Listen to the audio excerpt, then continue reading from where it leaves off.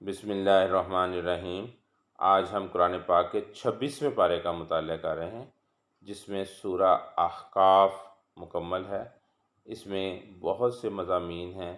والدین کے ساتھ حسن سلوک کا بیان ہے، اور حمل کی مدت کا بیان ہے کہ وہ 6 ماہ ہے۔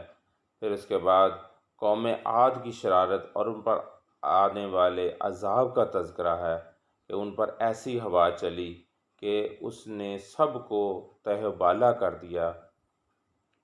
4 جنوں کے ایمان لانے اور اپنی قوم میں دائی کی حیثیت سے کام کرنے کا بیان ہے۔ اس کے بعد سورہ محمد ہے، جس میں جنت کی مثال بیان کی گئی ہے کہ اس میں ایسی نہر ہے جس کا پانی گدلا نہیں ہوتا، دودھ کی نہر کہ جس کا نہیں بدلتا، شراب کی نہر ذائقہ نہیں بدلتا، دودھ کی نہر ہے جس کا ذائقہ نہیں بدلتا، اور شراب کی نہر خالص شہد کی نہر، اور ہر قسم کے پھل وغیرہ جنت میں ہوں گے۔ اور آدمی جب مال پا جاتا ہے یا سرداری اور منصب کا مالک ہو جاتا ہے تو رشتے کو نہیں نبھاتا اور قطع تعلق کر لیتا ہے۔ اللہ تعالیٰ نے انسان کو کہا ہے کہ وہ صلہ رحمی کرے، صلہ رحمی کرے، اپنے قریبی رشتہ داروں کے ساتھ اچھا سلوک کرے۔ اللہ اور اس کے رسول صلی اللہ علیہ وآلہ وسلم کی مخالفت اعمال کی بربادی کا ذریعہ ہے۔ پھر اس کے بعد سورہ فتح کی مضامین ہیں کہ اس صورت میں فتح مبین کی بشارت دی گئی۔ یہ صلح حدیبیہ کے بعد نازل ہوئی کہ صلح حدیبیہ جو ہے، جو بظاہر صحابہ اکرام یہ سمجھتے تھے کہ یہ صلح حدیبیہ جو ہے اس میں بہت کڑی شرائط مسلمانوں پر عائد ہوئی ہیں اور مسلمانوں کے ساتھ جو ہے وہ ناانصافی ہوئی ہے، لیکن اللہ تعالیٰ نے اس صورت کے ذریعے بتا دیا کہ یہ فتح مبین ہے، یہ کھلی فتح ہے، اور آنے والے وقت نے بتا دیا کہ واقعی جو ہے یہ مسلمانوں کے لیے فتح کا رستہ کتنا آسان ہو گیا اور آخرکار فتح مکہ ہو گیا۔ نبی کریم صلی اللہ علیہ وآلہ وسلم پر ایمان اور آپ کی تعظیم و توقیر اور مدد کرنے کا بیان ہے۔ پھر اس میں صلح حدیبیہ کے بعض حالات بیان ہوئے ہیں۔ نمبر 4، نبی کریم صلی اللہ علیہ وآلہ وسلم کے خواب کا تذکرہ کہ آپ مسجد حرام کی زیارت کریں گے، اور پھر اس کے بعد 5 صحابہ اکرام بعض عمدہ صفات کا بیان ہے۔ اس کے بعد سورہ حجرات ہے، جس میں بہت سے مضامین ہیں۔ آپ صلی اللہ علیہ وآلہ وسلم کا ادب سکھایا گیا ہے کہ نبوت اور رسالت کا مقام بتایا گیا ہے کہ جب بھی آپ صلی اللہ علیہ وآلہ وسلم کوئی بات کہیں تو ان سے آگے نہیں بڑھنا، اور اللہ تعالیٰ سے ڈرتے رہو۔ اور یہ بھی کہا گیا کہ آپ کی آواز جو ہے اس سے آپ صلی اللہ علیہ وآلہ وسلم کی آواز سے اونچی آواز کسی کی نہیں ہونی چاہیے۔ اگر کسی کی آواز آپ صلی اللہ علیہ وسلم کی آواز سے اونچی ہو گئی تو یہ بے ادبی ہوگی، اور اس کی سزا یہ ہے کہ اس سے تمہارے ساری نیکیاں ضائع ہو جائیں گی اور تم کو خبر بھی نہ ہوگی۔ جب یہ آیت نازل ہوئی تو صحابہ اکرام نے اپنی آوازوں کو بہت پست کر لیا۔ اللہ تعالیٰ کو یہ بات بہت پسند آئی تو اللہ تعالیٰ نے اگلی ہی آیت میں ان کا ذکر اس طرح سے کیا کہ جنہوں نے اپنی آوازوں کو پست کر لیا، اللہ تعالیٰ نے ان کو چن لیا اور ان کے لیے بڑا ہی اجر و ثواب ہے۔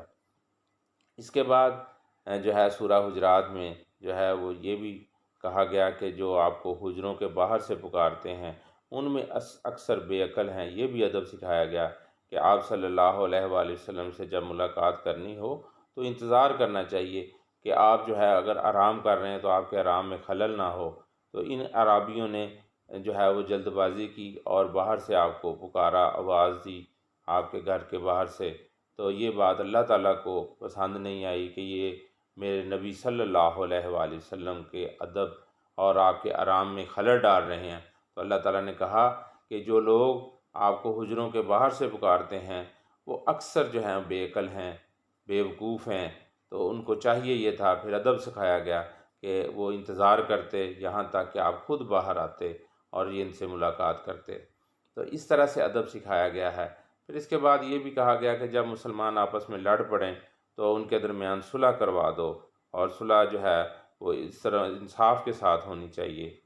اور پھر اس کے بعد جو ہے وہ یہ بھی کہا گیا کہ کوئی آپ کے پاس خبر لے کر آئے تو خبر کی تصدیق کر لیں، کہیں ایسا نہ ہو کہ وہ افواہ ہو اور آپ جو ہے اس پر چڑھائی کر دیں اور جو ہے اس سے بعد میں شرمندگی ہو۔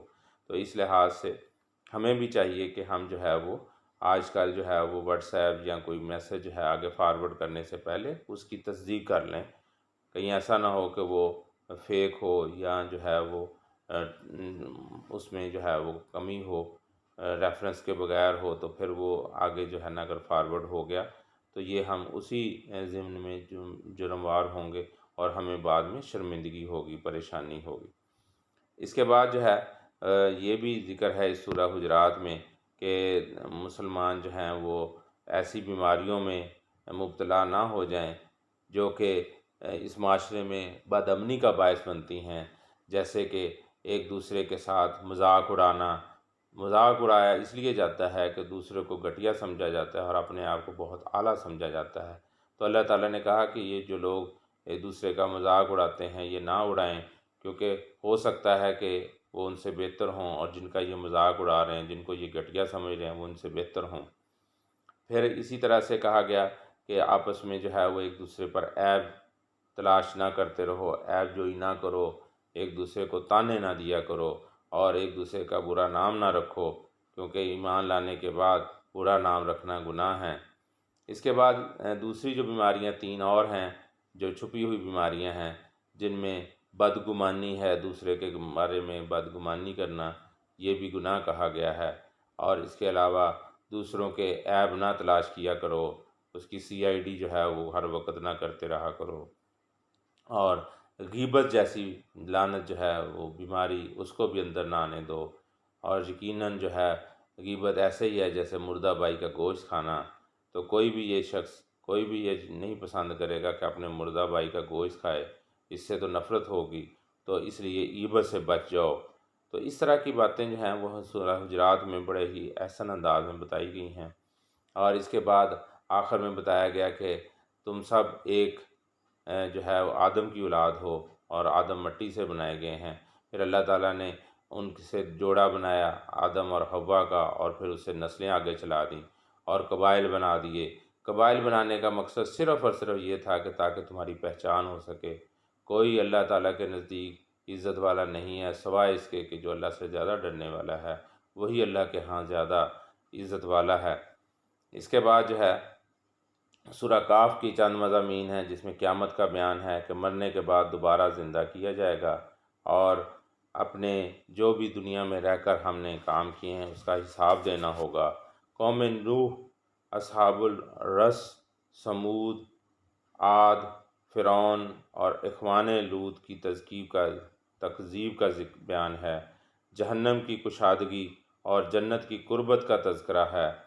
نمبر 4، آخرت کے میدان میں کس طرح لائے جائیں گے اور مشرکین کو کیسے عذاب شدید میں ڈالا جائے گا، اس کا بیان ہے۔ اللہ تعالیٰ سے دعا ہے کہ اللہ تعالیٰ ہمیں قرآن پاک کو سمجھنے اور اس پر عمل کرنے کی توفیق عطا فرمائے۔ وما علینا الا البلاغ المبین۔